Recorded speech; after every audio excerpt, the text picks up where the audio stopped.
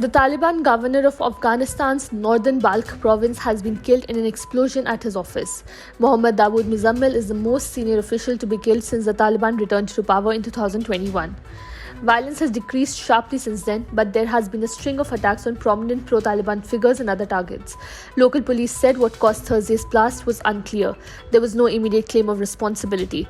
But Taliban spokesman Zabihullah Mujahid said on Twitter that the governor had been martyred in an explosion by the enemies of Islam.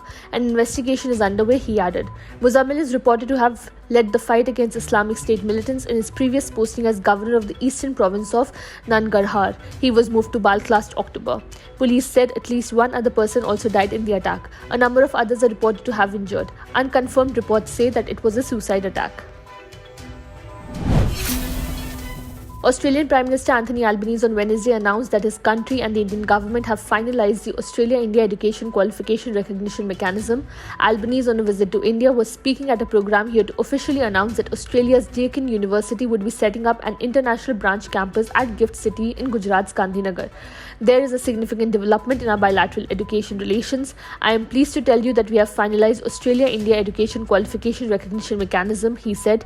This new mechanism means that if you are an Indian student who is studying or have studied in Australia, your hard-earned degree will be recognized when you return home. Or if you are a member of Australia's very large Indian diaspora, 500,000 and growing, you will feel more confident that your Indian qualification will be recognized in Australia, he said. Russia unleashed a massive missile barrage on Thursday targeting infrastructure across cities in Ukraine. As per Ukrainian officials, the missiles targeted Kharkiv in the north, to Odessa in the south, and Zhytomyr in the west. In the northeastern region of Kharkiv on the Russian border, Governor Oleg Sinegubov said that there had been 15 strikes by Thursday morning. Air raid sirens sounded across this country, including the capital Kyiv. The wave of attacks is the first of its kind in 3 weeks. Ukrainian officials said that at least 5 people have been killed in the wave of attacks, 4 of which were killed in the western Lviv region and 1 in eastern Dnipropetrovsk region. Kyiv Mayor Vitaly Klitschko said that 2 people were injured in the Sviatoshinsk district of the capital following the strikes. Officials added that 40% of households were without heating as electricity infrastructure had been hit.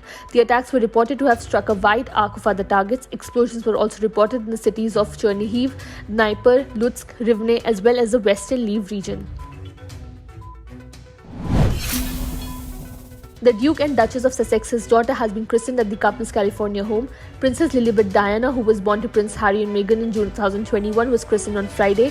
I can confirm that Princess Lilibet Diana was christened on Friday, March 3rd by the Archbishop of Los Angeles, the Rev. John Taylor, a spokesperson of the couple told CNN.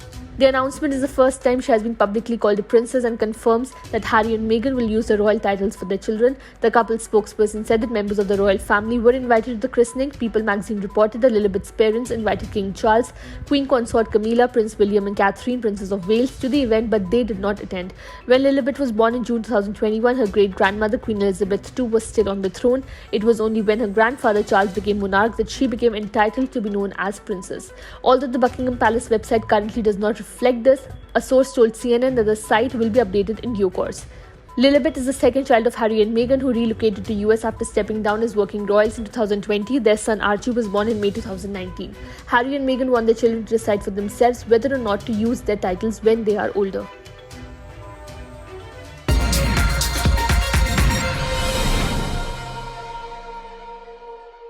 Subscribe to Oneindia channel and never miss an update.